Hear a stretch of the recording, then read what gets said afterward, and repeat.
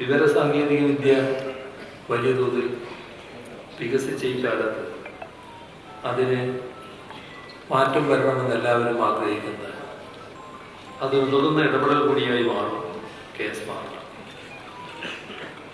ഇത് ജനങ്ങളിലേക്ക് കൂടുതൽ ഇറങ്ങി ചെല്ലുന്ന ഒരു കാര്യമാണ്.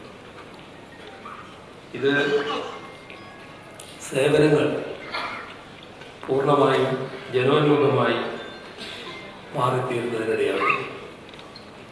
പൊതുസ്ഥാപനങ്ങൾ ജനസൗഹൃദപരമാകും, അഴിമതി കുറയുന്നതേ ഞാൻ പറഞ്ഞുള്ളൂ കേട്ടോ. പക്ഷെ അഴിമതി കുറഞ്ഞാൽ പോരാ, അഴിമതി ഇല്ലാതാവും. അതാണ് നാം ലക്ഷ്യമിടുന്നത്. ഇവിടെ അഴിമതി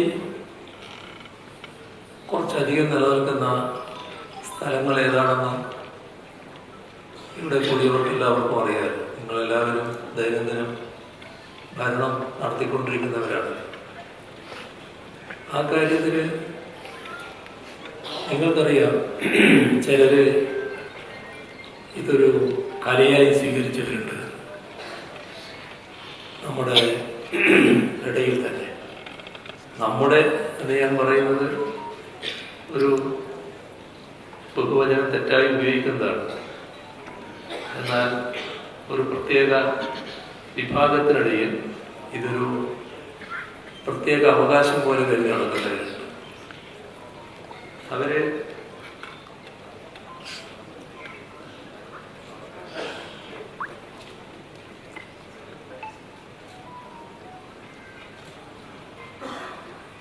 ഇതൊക്കെ ഒരു അവകാശമായിട്ട് കരുതുകയാണ്. അവിടെയാണ് പ്രശ്നം. യഥാർത്ഥത്തിൽ അവകാശം ചെയ്ത ജോലിക്ക് ശമ്പളം വാങ്ങുന്നതിനാണ്. അതോടൊപ്പം മറ്റൊരു ചുമതല അതിനോടൊപ്പം വരികയാണ്. ആ ചുമതല ജനങ്ങളെ സേവിക്കലാണ്.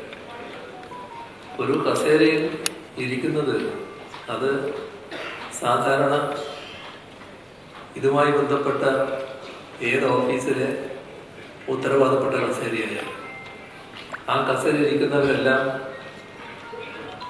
അവരുടെ പ്രധാനപ്പെട്ട ചുമതല ജനങ്ങളെ സേവിക്കലാണ് എന്ന് മനസ്സിലാക്കുക.